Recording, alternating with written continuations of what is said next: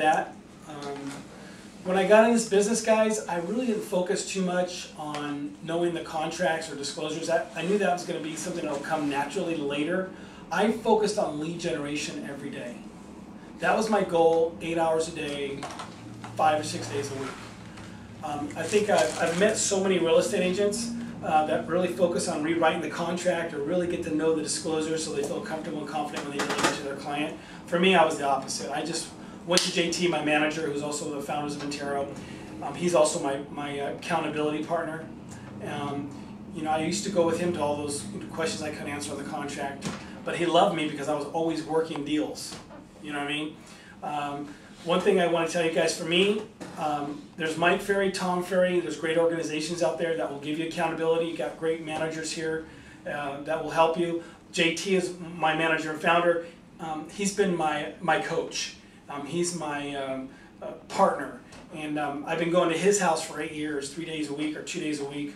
At 5:30 in the morning, I live in Pleasanton, and I commute to Los Altos, and I work out with him for about an hour and a half, and we go over some objections and stuff. Been doing that 8 years. He's my accountability partner, so when I'm working out with him, I can't wait to tell him I got 14 in escrow. So he's always holding me accountable. And what I want to tell you is that in this business, it's great because nobody is holding you accountable, but it's bad that nobody is holding you accountable. So for me, I've always had an accountability partner, and it happened to be John Thompson, that I took advantage of driving 50 miles to his house 2 or 3 times a week. I see the value in it. But there's a lot of great coaching pro companies out there like Mike Ferry, Brian Fini, Tom Ferry. There's coaching programs out there that you can get involved with that will hold you accountable. I was a coach for Tom Ferry. I don't know if you guys know Tom Ferry or his coaching company. I coached for him. I was his coach, one of his 60 coaches about 2.5 years ago. I went through the whole coaching program, and I got certified to be his coach, one of his coaches. And I had 25 people that I was coaching. And a lot of these people were paying $1,000, $500 a month to be coached. I think the coaching system is great. What I thought was kind of amazing, what was amazing was these people that were still spending this kind of money still were making up excuses. They just were not doing what they were told. My job is to help them, hold them accountable, help them with their plan, put together some goals, bridge that gap. So a lot of them sold 5 or 10 homes a year. They wanted to increase it by 20, 30%, so that's where I would come in and bridge that gap. But unfortunately, I couldn't help bridge that gap because none of them were doing the activities in their lead generation. They were always making excuses. It's pretty amazing to me. I had people that were PhDs, I had doctors, I had the single mom that had no education. So I had a mixture of everybody in my coaching system that I was coaching, 25 of them. So again, I think it goes back to accountability. You might want to look at some type of accountability. That helped me a lot, and happened to be one of the owners of the company. And we actually get along, and so it's been great. So do you guys have any questions at all before I get started into what I do about lead generation and talk about qualifying? You guys have any idea what's going on in the REO market and short sales? No. Yeah, I can tell you I've been selling REOs for the past 3 years. I worked with Countrywide at the time. Now it's Bank of America.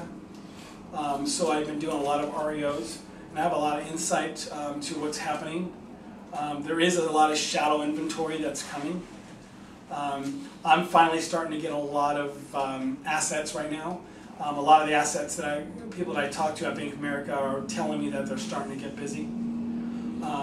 I believe that in the next couple of months you're going to start to see more inventory pick up by the banks. Because right now, as you guys know, I'm from Santa Clara County in the East Bay. The inventory is just it's just no inventory and just overwhelming amount of demand. So, you know, in 2 years, probably sold over 150 homes, less than that. And here's what I want to tell you guys, and this is what I've learned, and I want to talk a little bit about, if you guys are working with buyers, what I do, my success rate on getting buyers into property and not spending too much time out there showing and not getting the results. And we'll talk about the buyer's presentation that I do. But what I want to tell you is that I've had a chance to work with about 500 realtors, okay? And the reason why I came up with that number is, on an average deal, I would probably get 4 offers per property, and I probably talked to about at least 80% of those people. And it's amazing, a lot of them are working with buyers that are not qualified. because a lot of them I got an escrow that weren't even qualified, they'd blow up. So they're working with people not even working with qualified, or really not communicating with their lenders. A lot of them are just not motivated. A lot of them had very motivated buyers, but just didn't set it up or ask the right questions to position them to get the deal. And half of them, these agents would cry and wondering why they're still driving around making 15 offers. So I can tell you what I've learned from them and also the good agents. Okay, because I believe if the banks are going to control most of the inventory the next 3 years, which I think they will, if you don't have a REO account with some type of asset company, third party, or a bank like Wells Fargo or Bank of America, you're going to have no choice but to work with buyers. Unfortunately, unless you work with past clients that have listings, but there's going to be a lot of opportunity if you have buyers. It'll get easier, I believe, as inventory starts to pick up, which I believe in about 2 or 3 months you're going to start to see inventory pick up. Okay, this is what I've been told. Okay, so who here works with a lot of buyers or sellers? Buyers most of the time? Buyers, yeah. Well, buyers are good. For me, I can get right into, for me, when I work with a buyer, I make sure every time that I have a sit-down presentation with them. And if they don't want to sit down with me, you know where you stand, you don't want to work with them anyway. So I want people, if they're willing to invest in some time with you, then it's worth for me to sit down and meet with them. So I test their motivation by setting up an appointment. That's the first thing I do. In my presentation, guys, it's nothing sexy. I mean, I can brag about how many homes I sold. I brought my pre-listing presentation here, and I can go over it with you guys. I don't even talk about it. I really talk about, when I go to a buyer's presentation, it's all about a notepad and a pen, and I just take notes. One of the 3 things I talk about is, number 1, I'm asking questions why they want to buy. I'm looking after their motivation. That's the first thing I do when I sit down with these people. I'm testing for their motivation. I've learned over the years, you have to find people that are motivated. I've tried to motivate people. It doesn't work. They have to be there. Okay? So now, knowing that, I'm looking for people and asking good questions, figuring out their motivation. So that's the first thing I do in my buyer's presentation. The second thing I do in my buyer's presentation is I go over and I hit the market head on with them. Do you understand what's going on in the real estate market? A lot of them say, yeah, it's a great time to buy, there's foreclosures. So I address REOs, I address short sales, and I'll adjust the inventory, what's going on in the county, and explain to them why it is a seller's market right now.